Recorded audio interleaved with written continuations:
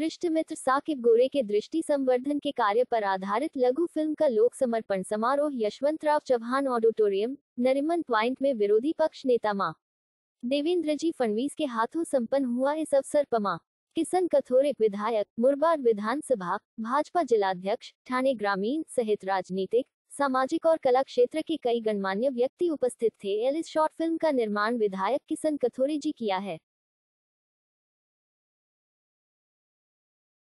फरमाता है, तुम किसी की मदद करो, मैं तुम्हारी मदद करूंगा। तुम किसी के काम आओ, मैं तुम्हारे काम आऊंगा। और इंसान नतमस्तक जो होता है वो कुछ वक्त के लिए होता है, मगर इंसान का अगर उस वक्त में जो पॉजिटिव ख्याल होता है वो हर वक्त रहे तो साकिब गोरे सामने आता है। अपने ख्याल को अगर पॉजिटिव रखोगे आप तो हर बार अच्छा ही करने की आपको एक इच्छा शक्ति मिलेगी। और आपके अपने ख्याल को निगेटिव रखेंगे तो हर बार इंसान निगेटिव होगा। पॉजिटिव होकर अगर दूसरों के साथ चलोगे, दूसरों का दुख बांटोगे तो मालिक आपका भी दुख बांटेगा और आप भी एक कामयाब इंसान हो जाओगे, जैसे मैं आपके सामने बैठा हूँ। आपने इतना अच्छा इनिशिएटिव लिया विदाउट डोनेशन, उनकी हेल्प के बिना, तो कैसे आप कर लेते इतने जनों को आपने हेल्प किया? देखो, देने वाली ज़ात किसकी है? अल्लाह की, मालिक की। वो खुद बोलता है, तुम किसी के काम आओ, मैं तुम्हारे काम आऊँगा। तुम किसी के दुख में समरस हो, मैं तुम्हारे दुख में समरस होऊंगा। अगर मैं किसी के काम आया, वो मेरे काम आने को लगा। मैं किसी के दुख में समरस हो गया, वो मेरे दुख में समरस होने लगा। जिसने इतनी प्यारी दुनिया बनाई है वही अगर मुझे मेरे काम आने को लगा तो मुझे कोई नहीं रुका सकता। बस इंसान का भरोसा चाहिए।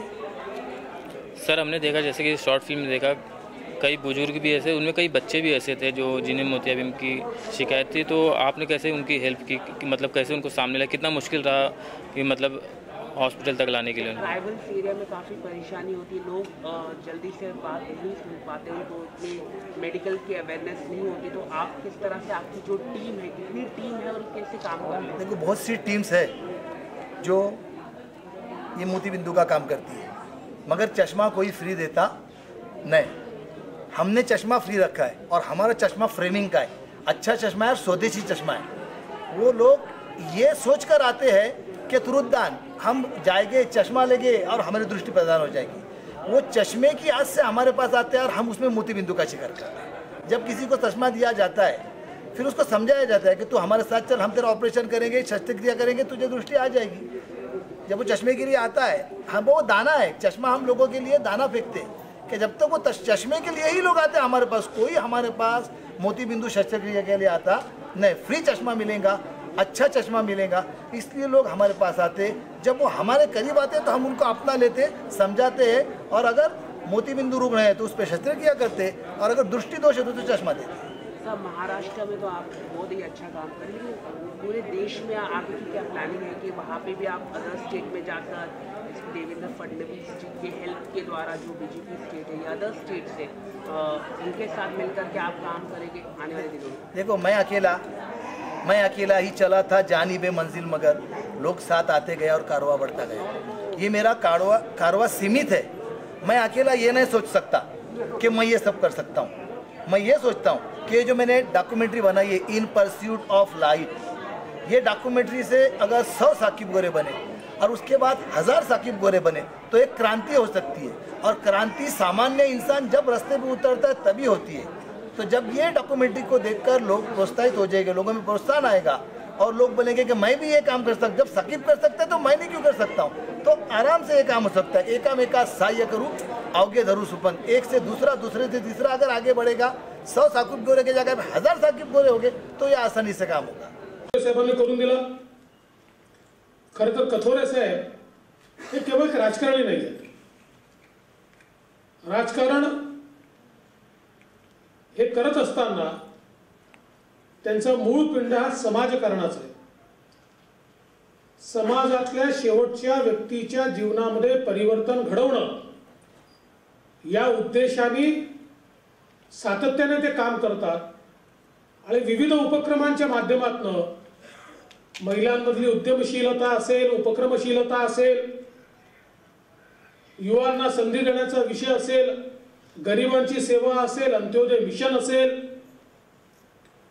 किंवा नेत्रदानासारखा कार्यक्रम असेल, अशा विविध कार्यक्रमाच्या माध्यमातून कथोरे साहेबांनी एक बृहत परिवार तयार केला. आणि मला असं वाटतं की राजकारणात काम करणाऱ्या लोकांना जोपर्यंत रचनात्मक कार्य करत नाही, केवळ राजकारण करतात, तोपर्यंत लोकमान्यता मिळत नाही.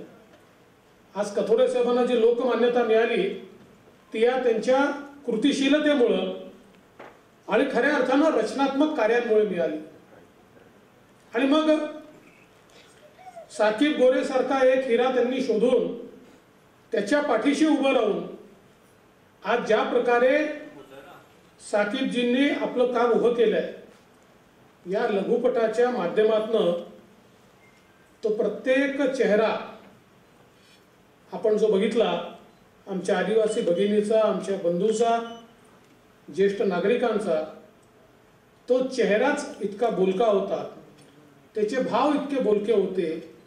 हा जर मुखपट जरी तयार केला असता तरी ऑपरेशनच्या आधीचा चेहरा आणि ऑपरेशनच्या नंतरचा चेहरा हे इतके बोलके होते की त्यातनं कुठलंही त्या ठिकाणी डायलॉगची किंवा कॉमेंट्रीची आवश्यकताच पडली नसती.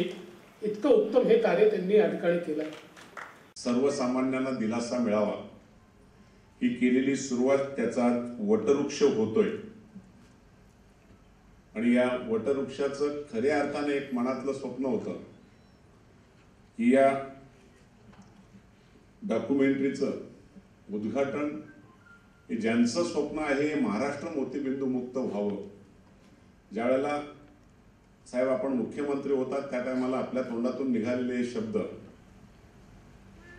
त्याच विचारातून अंत्योदयाच्या माध्यमातून आपण हा एक प्रवास करण्याचा जो प्रयत्न करतोय त्याचाच रितसरपणे उद्घाटन करण्यासाठी आपण आम्हाला आशीर्वाद देण्यासाठी तो वेळ दिली त्याबद्दल मी मनापासून आपलं आणि आपल्या सर्व बरोबर आलेल्या पाहुण्यांचं मनापासून स्वागत करतो आणि आभारी मानतो.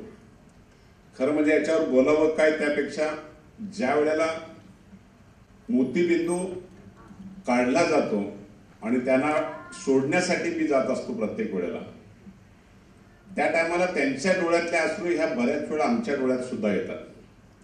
आताही मला वाटते बहुतेक इथं बसलेल्यांच्या डोळ्यातून अश्रू आले असतील.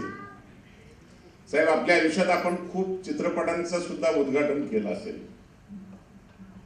हा चित्रपट वेगळा आहे आणि खऱ्या अर्थाने तुम्ही त्याची जाण असलेल्या नेतृत्वाच्या हातातून आम्हाला हा आशीर्वाद मिळाला हे खरं म्हणजे माझ्या दृष्टीने सुद्धा आणि साकीबच्या दृष्टीने सुद्धा भाग्याचा दिवस आहे.